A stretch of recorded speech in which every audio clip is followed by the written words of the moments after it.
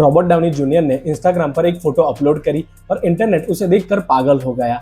सबसे इंटरेस्टिंग बात, उस फोटो में ना कोई रिलीज डेट है, ना कोई ऑफिशियल अनाउंसमेंट। फिर भी मार्वल फैंस को लगता है कि शायद उस एक इमेज में एवेंजर्स डूम्सडे की पूरी कहानी छुपी हुई है। और ऑनेस्टली ये सिर्फ एक नॉर्मल ड्राइंग भी हो सकती है, या फिर हम मार्वल फैंस फिर से कुछ ज्यादा ही सोच रहे हैं। लेकिन अगर इतने सालों तक मार्वल ने हमें कुछ सिखाया है तो वो ये है कि कभी कभी सबसे बड़े क्लूज वही होते हैं जो पहली नजर में इनसिग्निफिकेंट लगते हैं। तो चलिए इमेज को ध्यान से देखते हैं। सबसे पहले हमें डॉक्टर डूम दिखाई देता है, उसके साथ एक छोटा बच्चा है और ऊपर लिखा हुआ है आई लव डूम डैड। लेकिन सिर्फ इतना ही नहीं, इमेज में फैंटास्टिक फोर और एवेंजर्स का लोगो नजर आ रहा है जिस पर क्रॉस बना हुआ है। इसका मतलब क्या है?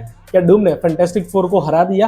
क्या एवेंजर्स भी फेल हो गए, या फिर सिर्फ ये एक बच्चे की इमेजिनेशन है? सच क्या है ये तो मार्वल ही जानता है, लेकिन इस इमेज को देखकर इंटरनेट में जो थियरीज बनी है उनमें से कुछ सरप्राइजिंगली कन्विंसिंग है। और जितना मैंने रिसर्च किया उतना मुझे लगने लगा कि शायद ये इमेज हमें डॉक्टर डूम के कैरेक्टर के बारे में काफी सारे हिंट दे रही है। तो चलिए शुरू करते हैं सबसे पॉपुलर थियरी से।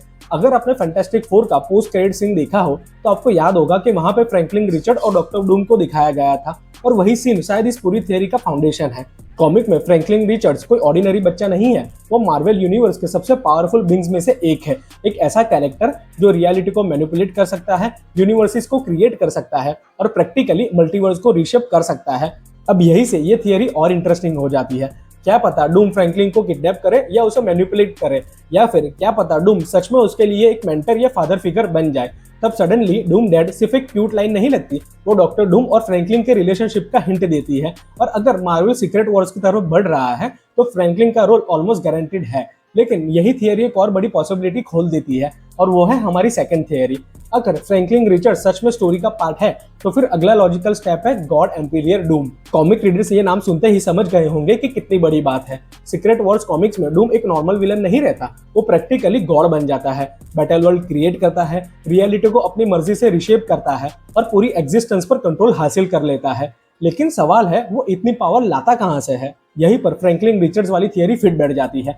अगर एमसीयू कॉमिक्स से इंस्पिरेशन लेती है तो डूम फ्रैंकलिन की पावर्स को यूज कर सकता है, या शायद अब्सॉर्ब कर सकता है, या फिर उसे मैनिपुलेट भी कर सकता है। और अगर ऐसा हुआ तो ये इमेज सिर्फ डूम और एक बच्चे की इमेज नहीं रहेगी, ये गॉड एम्पीरियर डूम की ओरिजिन स्टोरी का फॉरशैडोइंग बन जाएगी। अब आते हैं एक और इंटरेस्टिंग थियरी पर, और ऑनेस्टली ये थियरी इमेज के साथ सबसे नेचुरली फिट बैठ जाती है। कुछ फैंस का मानना है कि ये इमेज डायरेक्टली हिंट दे रही है कि डॉक्टर डूम का स्टोरी में किसी चाइल्ड कैरेक्टर के साथ बहुत बड़ा इंपॉर्टेंट रिलेशनशिप होने वाला है। हो सकता है वो फ्रैंकलिन रिचर्ड हो, लेकिन कॉमिक्स पढ़ने वाले फैंस एक और नाम डिस्कस कर रहे हैं, क्रिस्टोफ वर्नेड। अगर आप क्रिस्टोफ को नहीं जानते तो उसकी स्टोरी काफी इंटरेस्टिंग है। कॉमिक्स में क्रिस्टोफ एक ऑर्फन बच्चा था जिसे विक्टर वॉन डूम ने अडॉप्ट किया था। डूम ने उसे सिर्फ प्रोटेक्ट ही नहीं किया, बल्कि उसे अपने सक्सेसर भी बनाने की कोशिश करी। कई स्टोरीज में डूम ने क्रिस्टोफ को इतना इन्फ्लुएंस किया कि वो खुद को डॉक्टर डूम समझने लगा।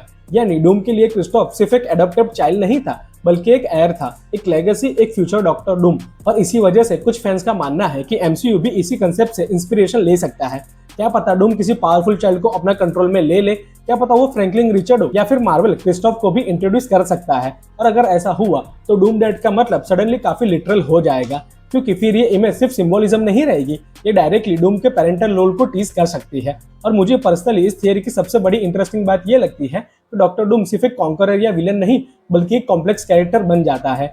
एक ऐसा कैरेक्टर जो दुनिया जीतने तो निकला है, लेकिन साथ ही किसी को अपनी लेगेसी भी देना चाहता है। और अगर एमसीयू डूम को नेक्स्ट थैनोस लेवल विलन बनाना चाहती है तो उसके कैरेक्टर्स में ऐसे इमोशनल लेयर्स को ऐड करना काफी स्मार्ट मूव हो सकता है। और अब आती है मेरी फेवरेट थियरी, वो थियरी जो एमसीयू फैंस पिछले एक साल से डिस्कस कर रहे हैं। क्या आरडीजे का Doctor Doom actually Tony Stark का एक डार्क मल्टीवर्सल वेरिएंट है? अब नॉर्मली मैं इस थियरी को इग्नोर कर देता, लेकिन एंड गेम ने हमें एक इंटरेस्टिंग पॉसिबिलिटी दी थी। याद है जब टोनी और स्टीव पास्ट में गए थे और उन्होंने पिम पार्टिकल्स लिए थे?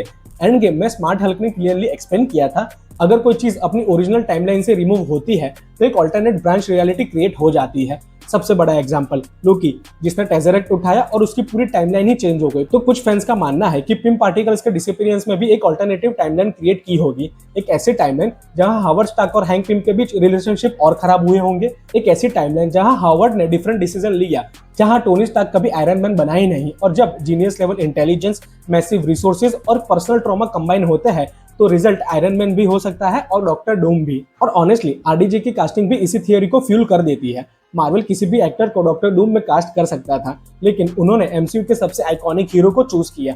क्या यह सिर्फ कोइंसिडेंट है? हो सकता है, लेकिन मार्वल फैंडम में कोइंसिडेंस नाम की चीज ज्यादा देर तक सर्वाइव नहीं करती। और यही वजह है कि मुझे ये इमेज इतनी इंटरेस्टिंग लगती है, क्योंकि चाहे ये सिर्फ एक बच्चे की ड्राइंग हो या फिर मार्वल का इंटेंशनली प्लान्ड टीजर, इसने फैंस को डॉक्टर डूम के बारे में फिर से एक्साइट कर दिया है। और शायद हम ज्यादा सोच रहे हैं, लेकिन फिर से मार्वल फैंस का काम ही क्या होता है, हर ट्रेलर को फ्रेम बाय फ्रेम एनालाइज करना, हर इंटरव्यू में हिडन क्लूज ढूंढना और हर रैंडम इमेज से पूरी मूवी की थियरी बना देना। तो अब तुम मुझे कमेंट में बताओ, इन सब थियरीज में से तुमको ज्यादा रियलिस्टिक कौन सी लगती है, Franklin Richards God Imperial Doom या डार्क टोनी स्टार्क वेरिएंट? और अगर तुम्हारे पास कोई थियरी है ये इमेज को लेके, तो मुझसे कमेंट में जरूर शेयर करना, क्योंकि अगर मार्वल की हिस्ट्री ने हमें कुछ सिखाया है तो वो ये है कि कभी कभी सबसे क्रेजी थियरी ही बाद में सच निकलती है। अगर वीडियो पसंद आई हो तो इसको लाइक करना, चैनल पर नए हो तो सब्सक्राइब करना मत भूलना। मैं मिलता हूँ अगली वीडियो में, तब तक के लिए गुड बाय।